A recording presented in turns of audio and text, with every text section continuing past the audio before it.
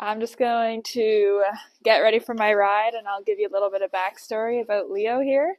So he is my first homebred horse. He's just a coming 3-year-old now by Famous Bugs out of one of my mares, Lucy, who is registered name is Splash the Crowd, and she's by Draws a Crowd out of Splash of Firewater. So he has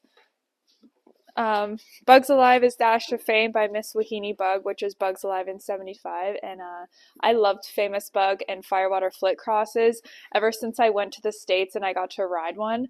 And it was such a nice mare. And I was just kind of fell in love with that cross and wanted one of my own just to see if maybe we could make our own luck and get something that is equally as nice. So we got Leo. He reminds me a lot of his mom. He's not super big, like he's probably only maybe 14-1 right now, but he is a late 3-year-old, so in 2025 he'll be 3, but he was born in July. He was born like Canada Day weekend, which is July 1st, and he's just a little guy, but he has a good personality. He's been really easy to start. Me and my boyfriend, he helped me start him because I was going to take him to a colt starter, but I just kind of started puttering with him.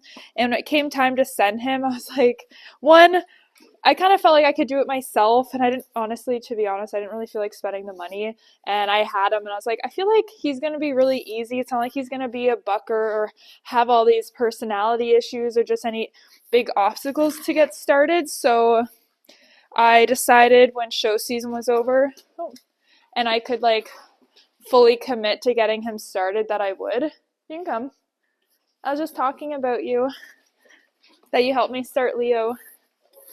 And yeah, so once show season was over, which was October, now it's December, I started just being more serious about being consistent with him because that's what he needed. But I obviously, I have a daughter now and I didn't really have a lot of time, so I knew if I started him in the summer while show season was going on, I wouldn't have the time or energy or desire to be consistent. Where now that show season's over, he's been one of my winter projects, and he's been really good. He's figuring it out, and I don't honestly really like starting horses, but do what you gotta do, and it's actually been really good, a good learning experience. Hi, Tanner. For Leo, like I said, he's kind of reminds me of his mom, and his mom is very mullen withered, very flat, round, barreled back. There's honestly been times when she rolls over, I think she's just gonna stay upside down like a table flipped over. She just has a super flat back. So with him, even though he's young, he's very wide already and just doesn't have much wither. So I find a lot of saddles have been rolling on him, and I've been trying to figure out what to do. And it's kind of funny. I started him in a Billy Cook because it's very flat bars. I had him in a double J and I had to put shims in the front because the double J has lots of rock and it just didn't work for him. So, and the standard was too tight, the wide is too wide and too much rock, so it just rolled all over his back. And I was like, I'm going to go back to the Billy Cook, and it's my mom's friend's saddle that's just been collecting dust and I use it randomly here and there. So I use it on him, but because it is kind of narrow in the gullet, which he's pretty wide, I use a 1/2-inch pad. So it's very thin. I actually did a review on these pads. It's a Unity pad, and I reviewed it, and it's really good to have, I think, a pad like this just in these kind of instances where I don't need a lot of pad and I just need something that's just not going to take up a lot of space when the saddle might be a bit tighter. Anybody? So at this point with him, he's good in cross ties. I wouldn't recommend cross ties on a horse that isn't, comfortable being tied yet because you hear of injuries of horses flipping over. So with him, I did lots of work when he was really young, just ground tying him, just getting him used to kind of being tied. And now I feel comfortable with him in cross ties. If he was really hyper, I would probably lunge him and just go move him. But we're at the point now where he kind of knows what's expected when I grab him from the field and put him in cross ties. He knows to stand, and it's just one of those things. It takes time, but take the proper steps. Do you want to be hooked up to a mic? I have one. It doesn't matter. The video is just my life, so I guess you're a part of it. Yeah. And with a young horse, I wouldn't saddle necessarily always like in cross ties. You should have a horse that's far along enough that, like, with colt starting, you don't want to just tie them up and saddle them. He's kind of giving me attitude with this. Just saddling him. I could just sense it. Well, it's definitely not. The cinch is not tight. And then I don't like crank on it though. And the bit that I've been using since day one, also shout out to my beloved boyfriend for letting me borrow his stuff while he's not using it right now. And I mean, I'd borrow it anyways, even if he was needing it and wanting it. I'd be like, well, too bad. Sharing's caring. Well, I've been using, it's a D-ring two-piece, just like a nice little simple D-ring snaffle. I used to use a lot of O-rings, and I mean, I still will, but the O-ring I have is like a fat twisted bit, where I think with a colt that's just getting started, it's definitely not something you need. And this has been good. The reason that Max uses it and that I've enjoyed it is just like the fuller cheek on the side, because when you go to pull, you're not just pulling the bit through, you're getting kind of that side action on the other side. So it kind of has a stopper on each side. So when you go to pull, it's going to pull on the opposite cheek and bring their whole head over, not just trying to like only having contact in the mouth. Max says the communication is clearer, and that's kind of what I found as well, and it's been good. I'm really thankful that I get to use such a nice bit. And for bridling, we're not perfect, but how I like to do it is when I put it under his cheek here while I get situated, put my hand over, and then I'll hold it at his mouth until he will open. Or this is kind of what I want it to be my final step. So I want, oh, good boy. So that time I actually didn't even have to put my finger in his mouth, where it's on and off if I have to or not. But I just kind of hold the bit there because that's what I want the final result to be. And I wait a few seconds so he kind of knows, like, okay, like, what are you doing? And when he doesn't open his mouth, that's when I'll interfere, put my finger there, get him to take the bit easily. I don't want it hitting anything. And eventually, I feel like when you take this proper steps, he'll learn that when the bit's in his mouth, he knows what's coming next if he doesn't open his mouth. So I think eventually he'll just learn to take the bit on his own, and I think just makes it easier. I don't have to force anything. It's kind of like letting him make the decision to open his mouth without me having to like interfere. Yeah, Max just said to ask her to specify why I use a brow band especially for an O-ring versus a one ear without the chin strap. And actually I use it on a gag bit. I like to use it on a gag bit. Some of my bridles are just a one ear, but I do like the brow band because I feel like, one, it's even pressure, where the earpiece, especially with a gag bit, because it's pulling through the pole, that if it has an ear only on one, that it's uneven and you're going to be pulling on one ear. Also, it's just less floppy. Like it can't go through. The thing with like a one ear is that there's nothing really holding it together, where this literally has a chin strap, it has a brow band, it's not going anywhere. And for safety's sake, I just find that it's a lot better choice to make sure your bit and bridle secure there. I even see people after a run using a one ear piece and the whole thing falls over the ear and it's like sitting halfway up the horse's neck. Like literally the cheek piece, this thing right behind the ear is like back here because it slid over the ears, where when it's something like this, it's not going anywhere. And also for like clear communication, this is just solid. Like it's just sitting where it needs to go. It's not flopping. And I don't know if you can imagine running and moving with something dangling on your face. Like I really didn't like the fad when really thick buckle bridles were a thing, with huge like belt buckles were on the side of their head. And I'm like, those things are just flopping all over the place. I'm like, how comfortable is that for the horse? And kind of ultimately, that's what's most important. What's the most comfortable? What's going to get you the clearest communication and the best result, and also putting safety first. So with that being said, I enjoyed the brow bands. Anyways, we're going to go ride. Is that good? As we're getting ready, I'm kind of reading his energy and what he's feeling where he's being really relaxed and level. I'm not really lunging him anymore.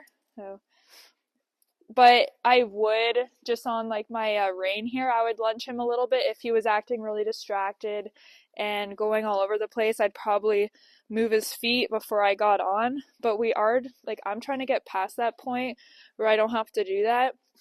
And so with that being said, I just kind of see where he's at and kind of make a decision from there. If you feel it's safer on a young horse to move them before you get on, by all means do it, but I kind of encourage you to try to step away from that, because the last thing you want is to feel like you always have to lunge your horse before you get on, because then all of a sudden you get like a 4-year-old horse that you don't feel comfortable getting on, and it's just kind of taking the progress, like testing the waters and trying to progress. Like, it's trying to move forward from the last step, move ahead, eliminate the process where you can get on and get to work without feeling like you need to do all these baby steps, because Max says he has to be accountable for his actions, which is very true. So right there, he wanted to walk. I'll just flex him to stop. We'll stand for a second. And this is also important too, is being on a loose rein. Just seeing what he's going to do, and then I'll respond accordingly. And that's kind of, I think, part of the steps of training a young horse, is seeing what they're going to do, and I just respond accordingly. So now I'm really working on softening and collecting. And how I'm going to do that is I pull up my inside to my hip until he drops like that, and then I'll release. Still using my inside foot, because sometimes when we want to pull up, they want to fall in, where I'm trying to bump my inside foot, pull up, but keep walking in a straight line. And there he's doing really nice of just when I pick up, he's giving in, he's staying soft. So that's our new mission right now, that I have decent steering, decent body control. And what I mean by that is that I can have him shaped, open up my outside door here, and he'll step over. Then I also can close my inside or my outside door, and he'll come in. Keep moving. And while I'm doing this, I'm trying to keep the same body shape. So here I'll pull up to my inside. There you go. See how he gave that drop? That's when I'm going to release. Before, I'd open up my hands really wide, just steer him with my hands, and also teaching neck reining. So I'd open up my left hand, put my right hand on his neck. So he's starting to learn to neck rein. And same here, put my outside hand on him, open up my left hand, ask him to just follow that guide, which is my rein, where now we're a bit more advanced. So I just keep my hands a bit closer together. I pull up to my, keep moving. I pull up to my hip until he drops. So when I've been teaching him the stop, what I believe the stop is just the absence of moving forward. So when I'm moving forward, I'm encouraging him to go. When I stop, I just kind of stop encouraging him to walk ahead. I am. Max just said to back up a few steps. I'm like, don't worry, I'm going to. And then when I stop moving, build the wall with my hand. See how he just like knows to just like ride up in there and to stop. I will back up a few, so I build that wall, say whoa, whoa, whoa, whoa, whoa. We're just getting that roundness in his body, him learning to round that circle. And this feels really nice. Like, I feel like, so I pick up, hold, there you go. There you go. And I hold it till I get that. Like, I pick up, there you go. And you might have to hold it for a couple seconds, but the second you get that drop, release. This is barrel racing, is getting big circles to small circles and doing it while keeping in proper body shape and just round and soft. So here, see, we're doing a tighter circle, but if I want, I'm not going to change my inside. I'm going to open my outside.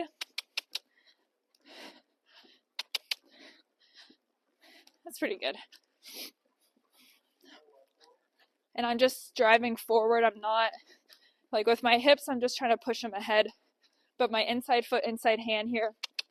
So right there, he wants to fall in. I open up my outside. Here, get shape. So I just find this way he wants to stiffen up quite a lot faster. So right there, it's like he's trying to take his head away, where I just am wanting this shape, but I don't hold him. That's really important. You don't want to just hold them there because you want him to learn to kind of be accountable and to do it himself. So right here, he's kind of drifting. Maybe I'll use my over under a little bit to, hey! Okay, so I use my whip a little, or my rein, to encourage that roundness because he's just being a little doggy with it. And he didn't like that too much, but that's okay. But see how now I just use my inside hand. There, you're doing better now. But see, at this point, I don't even need my outside because I'm using my body and my hand to keep this roundness, keep that circle out. I'm driving with my inside hip a little bit and just steering him up and ahead, but using my inside hand, inside foot to get this shape. And if you notice, my inside hand is just sliding up and down my leg. So there. So again, like I'm holding it till I get the release. When I get it, I give it back. But you're going to have to constantly be, you just have to constantly be correcting.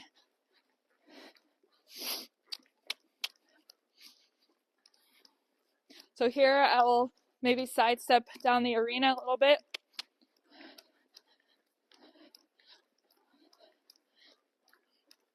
And that was pretty nice. We were able to step out. So here I'll do the same. Inside hand isn't changing. My hips are driving ahead. Keep that roundness. And then come into a circle. So what he struggles with is coming into that circle because he wants to drift out towards the door area. And I'll just keep working on that body shape because I want to just, no matter the size of the circle, I want him to keep soft and keep round. Ooh. And woo. Build the wall. Ooh. Ooh. There you go. Just like a few nice steps there. And that's pretty good. I haven't loped him in a little bit, but I do think trotting's really good. Like just kind of like, I figure I've been trying to slow down my training where if I can get the trotting perfect, then I'll progress to the lope, but I tried to lope too soon and it really wasn't that pretty. So I'm like, okay, maybe I need to have like all my things put together at a slower gait. And Max is laughing because like he knows it. And he was telling me, he goes, I wouldn't really lope just yet, but I'm like, I want to lope. Like I want to feel him. Like I was so excited just because he's my first homebred horse. I'm like, I want to feel what he feels like. I want to do it, but it didn't go very well. Where now doing this, I feel like he's being super responsive and light. So maybe, you know what? We're going to lope. We're going to see how it goes. And I feel ready. Outside foot on him. And adjust my hips and give him a kiss.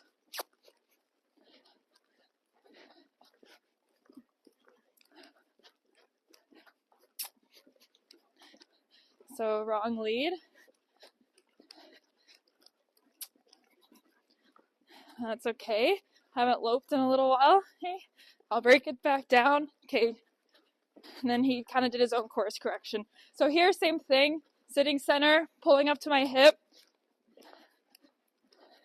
till I get that softness. So here, opening my outside, pulling up to my hip till I get that softness. This is pretty hard for a little guy like this. Like, we haven't done a whole lot. We're really asking for quite a lot of collection. Him to just drive a bit, kind of driving him into the bridle now. There you go. Holding that hand there. Holding that shape, there you go.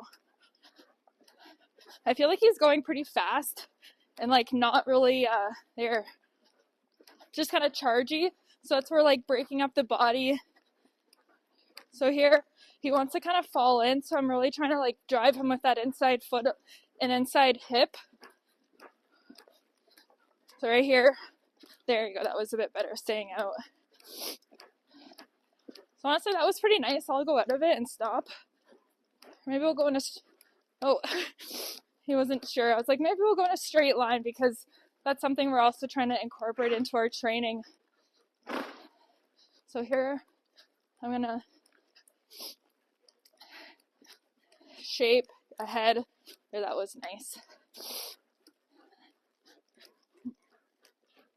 And I'll actually just go right into the other direction. We're not going to stop. We'll just keep going. Same thing. Hand kind of in the direction of my hip. When I'm ready, I'll just give him a kiss. There you go.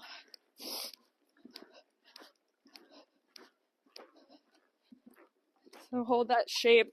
Still wants to drift to the wall, which is okay. I'll just try to close off that door. Hold that shape. There you go. Trying to sit center with my body. Pushing him just forward into that bridle. Straight line. See, this is so good for them to learn how to do that. Straight line. Ooh. And that was nice. By no means perfect, but it's a lot for them. Hey, good job. What were you saying? So I'll just explain what Max was just telling me is that he's saying that I should, when he's getting kind of rushy and chargy, to make the circle smaller until, and he's kind of, I guess, in that sense, going to fight with himself in a small circle until he stands up and balances and slows down, and then I'll go out of the circle. So in the sense of pressure and release, the tight circle is pressure and it's kind of tough, and then when I get that response that I'm looking for, which is like just more like slower, then I'll release it and go into a bigger circle until he gets chargy again, and then I'll go into a small circle, and that's the pressure, and then I'll go big circle for that release. Instead of just constantly kind of fighting with him in a big circle, it's just like a little bit more psychological of getting him to understand, like, oh, she just wants us big, like she just wants me to go slower, and because I'm putting him in that small circle until he does it, he goes, oh, small circle's a little bit harder, big circle's really easy, so I'm going to try and do what I can to stay in a big circle, which he'll learn that by going slow and relax in a big circle, he doesn't have to do a tight circle. All right, so I'm gonna test it out.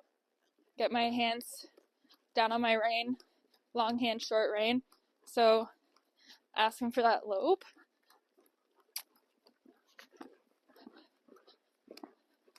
So he's already doing better, but we'll see if I can work on like softness.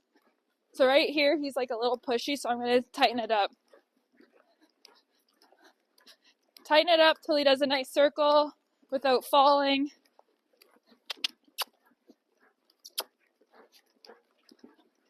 So there he's like really chargy. Try to tighten it up a little bit.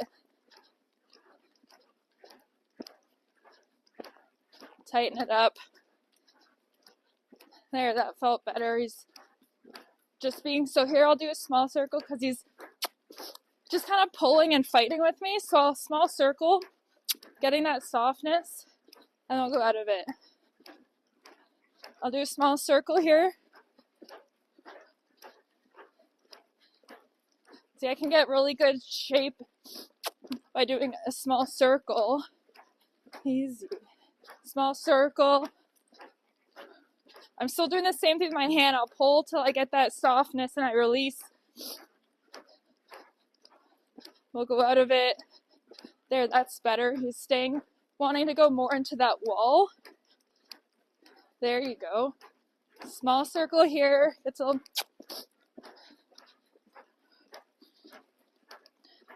we'll go out of it. A small circle here.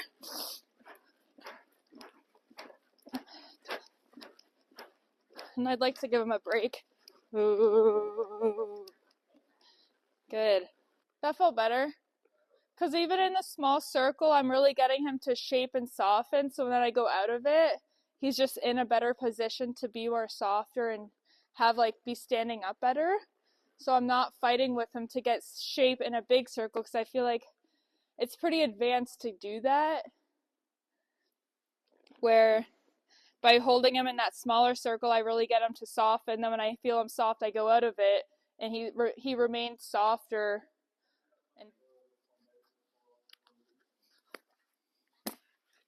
whoops. And you want it. At least he held it in his mouth, and then I waited and I let him drop it out. So I think that's important. I've seen some people where they just like yank the bit out and it like clangs everywhere. It's like cringy. So I just like to hold it there and let him realize, oh, it's loose, and then he'll open his mouth. Just, yeah, you want to make everything pleasant. Like, this is Project Make Happy Horses, and I'm all here for making happy horses.